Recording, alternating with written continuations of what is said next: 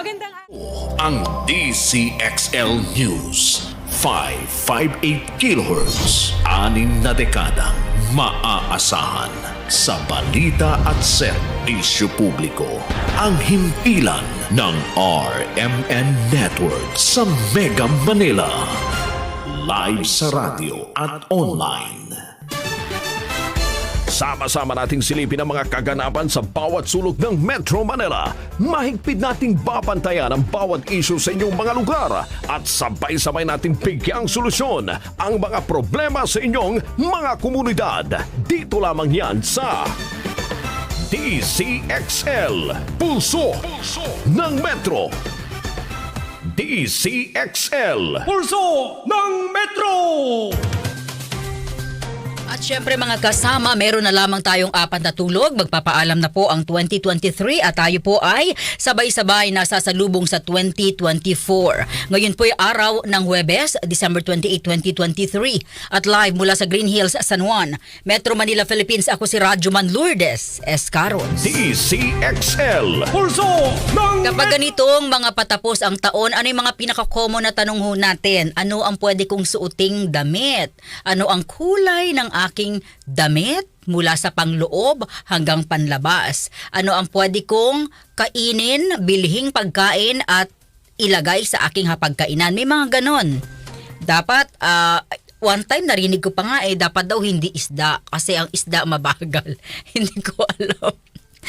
Pero 'di ba sa DOH naman sabi nila, dapat nga kamo talaga may isda kasi healthy 'yon. Hindi puro karne. Pero may matagal na 'to yung mga gantong paniniwala, 'di ba? May mga nagsabing dapat hindi isda kasi ang isda mabagal. So mabagal po yung pagtakbo ng karera ng isang tao. But anyway, makukuha po natin at makakausap mamaya isang feng shui expert. Kung may mga tanong kayo, pwede ho kayong mag-chat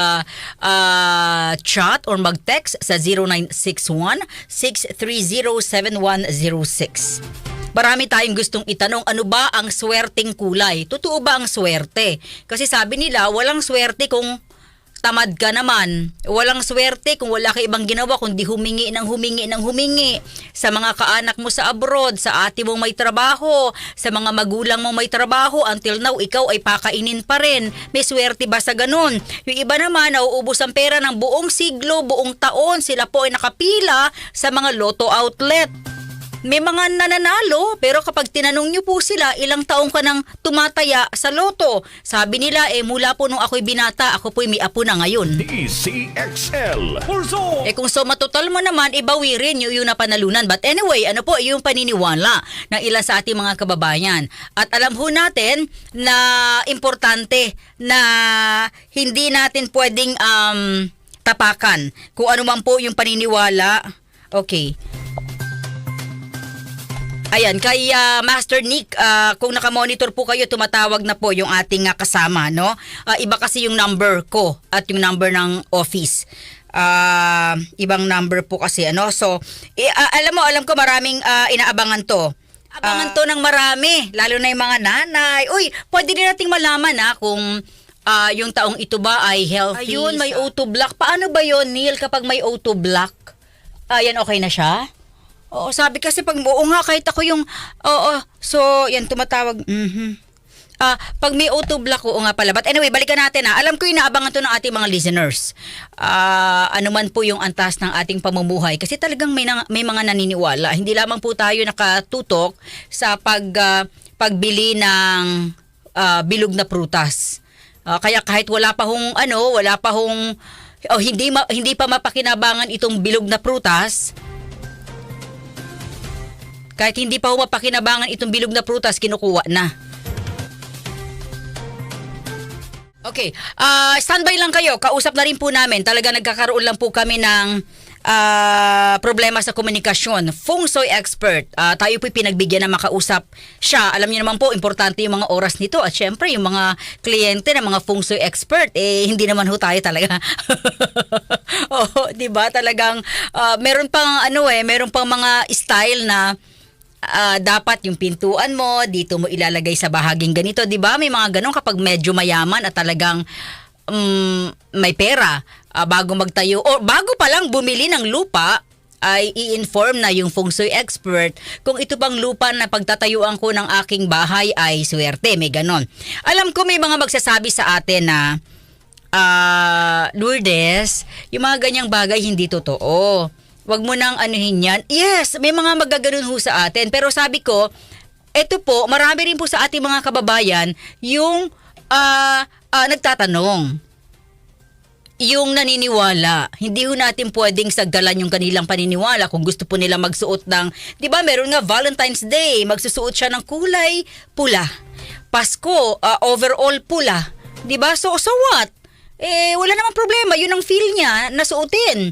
Yun ang kanyang gustong gawin. Kung gusto niyang magsuot siya ng, as long na hindi siya nakakaapekto sa publiko, as long na hindi siya nakakaapekto sa marami, wala akong problema. Yun po yung kanyang trip na gawin, di ba? Kung gusto niyang sa bagong taon, mamigay ng tig 1,000 sa kanyang kapitbahay, ay naku, salamat. Sabi ng mga kapitbahay, talagang totoo ang feng shui. Dahil namimigay ang aming amo ng tig 1,000 piso, di ba? As long na meron ka, matuto kang magbigay. Kung meron kang pwedeng maibigay, okay lang yan. Okay? So, standby lamang po kayo. 3:12 ng hapon. Maya-maya po makakasama po natin si Master Nick Nangit. DCXL. Pulso ng Metro. Sa mga nagtatanong, eto na po, karangalan makasama ho natin. Alam ho nating abala rin po siya si Master Nick Nangit, Attorney Nick Nangit. Kasama ho natin isang feng shui expert. Attorney, live kayo sa RMN DZXL Manila. Si Lourdes po ito. Kumusta po kayo? Okay naman, maraming salamat, ano? Hirap mo naman tawagan, attorney. Oo, pasensya na, no? Nahirapan kami sa'yo. Oo. Happy holidays and of course, Happy New Year sa lahat na nakikinig Okay, dito sa RMN. dire-diretso na tayo, Master Nick. Okay, ano Okay, ang go. swerteng kulay na dapat naming isuot kapag papasok at maghihiwalay ang 2023 at 2024? Okay, ang magagandang kulay, 5. Okay, meron tayong turquoise blue, yun yung kulay ng dagat. Okay, tapos meron ding emerald green, tapos vermilion red, mustard yellow, at saka off-white. O yung khaki, beige, yan. Yan yung mga kulay next year. Iba po ito sa normal na red, normal na yellow, normal na khaki? Yes. Kasi pag tinignan natin kasi yung tinatawag na Batsil chart, makikita natin kung nasaan ang mga significant na directions. May mga kulay kasi yon. Kaya yun ang specific na kulay. Para madali nilang tandaan, blue, green, red, yellow, at saka yung off-white. Pero may particular shade ang blue, red, green, at saka yellow. May particular shade.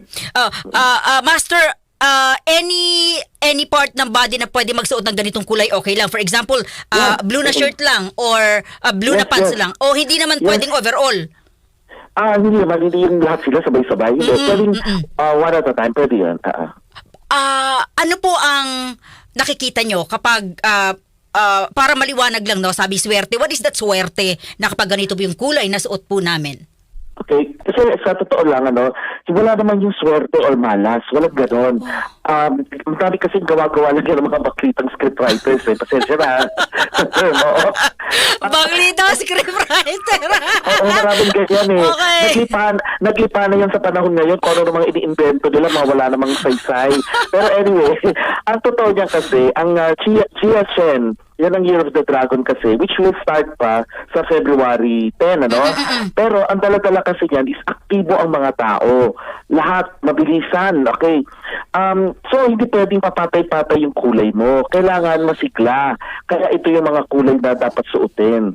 Yun yan, may epekto kasi yan sa ating, sa mga chakra, sa aura natin, Okay. sa pati ang pag-iisip natin at pagkilos kasi ang bawat kulay may vibration din yan eh. Yun. So, Yun yan. ito ang quality ng dragon na napapasok. So, dapat makisabay ka. Dapat ka rin, fast, strong. Correct. Tama yun, oo. Tama.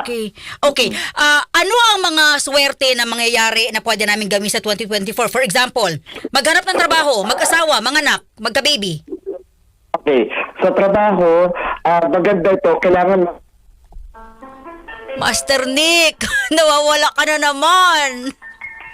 Ano nangyari?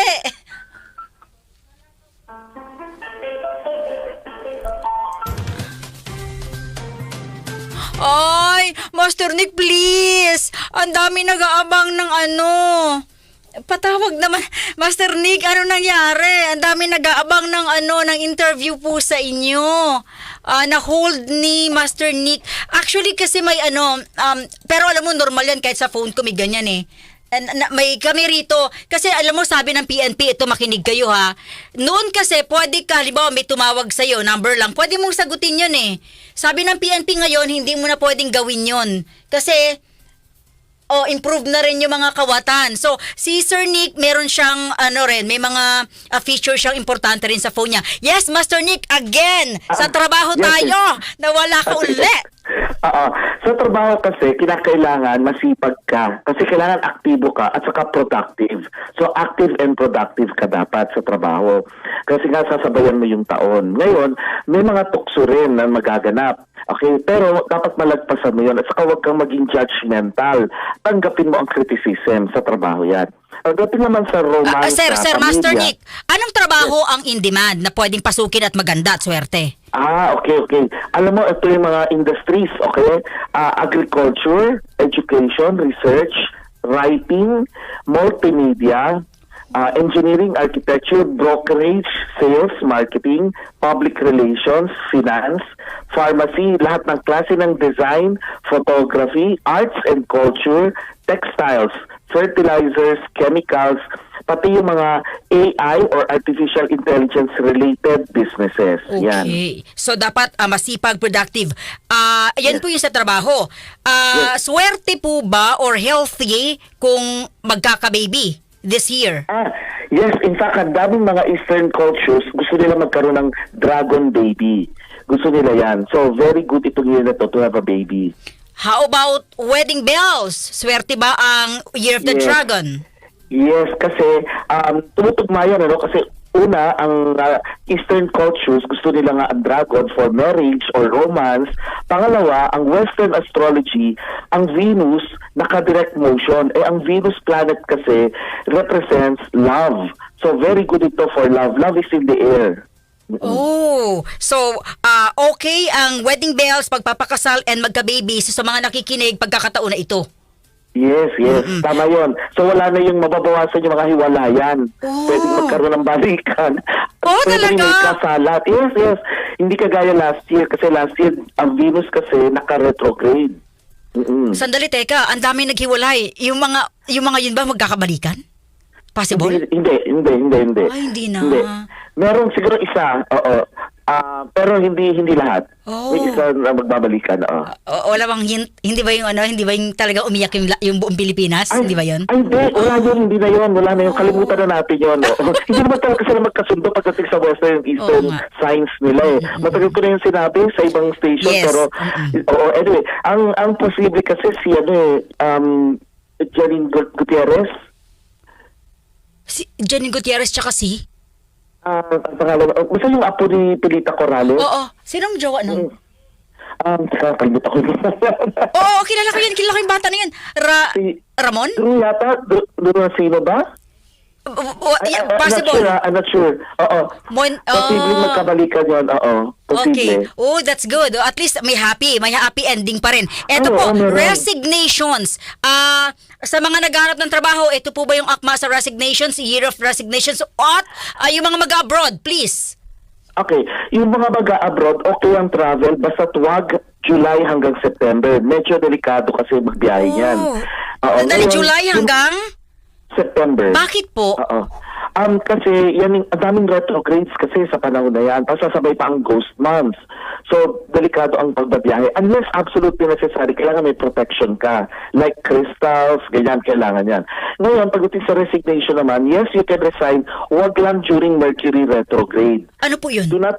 Ang Mercury retrograde, yan yung planeta kasi natin, umiikot sa araw. Sa punto de vista ng planetang Earth, ang isang planeta like Mercury ay parang papunta sa atin. Pero actually, umiikot lang yan sa araw. So, yung position na papalik siya, yun yung tinatawag na So kapag ganyan, nagkakaroon ng aberya sa transportation at saka communication, pati mga kontrata. So huwag kayong pipirma ng bagong kontrata. Pwede kayong mag-resign, huwag lang yung pipirma ng kontrata. July to September, wag mo nang pumirma ng kontrata. Sa lahat ng uri ng transportasyon, wag mo nang bumiyahe. Yes. Yung Kasi malayuan. marami kasi mga accidents ang pwedeng mangyari ngayon eh. Oh, July, tandaan nyo, July to September, okay abroad. Sabi nyo kanina, okay sa ibang buwan, pero July to September, wag mo na. Oo, iwasan kung pa pwede, iwasan. May malas yun? Ah? May malas Hindi. po yun? Hindi, aksidente, very, very prone to accidents eh, yung mga buwan na yon. Oh, next year, ano po yung mga pinaka-pro na dapat po namin ingatan at dapat kami mag-ingat? Tragedies? This coming year. Ano mga dapat na? Ano Pag-ingatan po natin. For example, dapat nag-iingat tayo sa pagsakay ng eroplano, may mga ganun. Mag-ingat sa pagsakay ng barko, may mga ganun eh.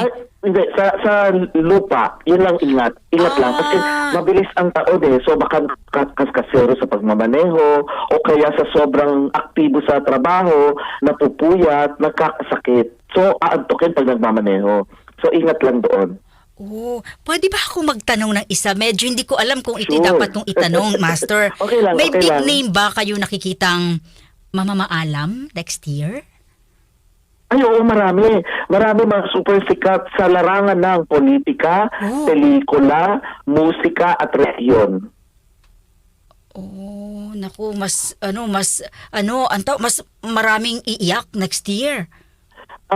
Hindi naman kasi ang kamatayan nila magbubunga ng maganda rin naman eh dahil magkakaroon ng mga pagbabago or changes sa mga sistema, sa organisasyon, sa mga trends. Kailangan niya yun eh. Una panahon na nila talaga. Wala bang hint? mga super sikat. Yun na lang. Oo. Showbiz? Meron sa showbiz. Oo. Super sikat. Babae? Lalaki? Babae. Oh, parang ano? Parang hula-hula, di ba? Babae. Nasa tamang edad na rin or middle, younger? Meron nasa middle pero meron yung matanda na. Okay, sa mga tumatayaan ng loto, inaantay ito. Ano ang pinaka-best number na dapat alagaan sa isang taon? Okay. Pakatuwaan lang to, no? Pero ang magagandang numero kasi ay 1, 6, 7, 16. Wag ang 3, ang 8. 1, 6, 7, 16. Wag ang... Yes. 3, 3 at saka 8. Ano pong problema sa 3 at 8? Kasi sa Batsy chart, ang 3 at saka 8, hindi sila maganda. So, wag ko yun. 1, 6, 7, 16 lang. Okay. Ngayong bagong taon, ano ang pinaka-the best na handa na may dalang swerte? Kahit sa Aside sa mga, aside sa mga kadalasan- bilog-bilog. Oo. Kahit ano naman ihanda mo, although ang ginagawa kasi naging tradisyon na natin, may mga kakanin, malalagkit, para ang pagsasama ng pamilya is maganda, tapos matatamis, yan lang naman, pero kahit ano ihanda mo, okay lang yan. Okay, hindi pwede. Kasi one time naalala ko, wag daw isda, kasi ang isda raw mabagal. Sabi naman ng DOH, hindi, dapat nga isda kasi healthy yun. Kasi nga, ang dami nga mga baklitang scriptwriters na nanguuto. Huwag kayo maniniwala sa kanila, hindi naman nila pinag-aralan to. Wala rin sila kakayanan, hindi naman sila mga psychic, ene lang na yan. Oo.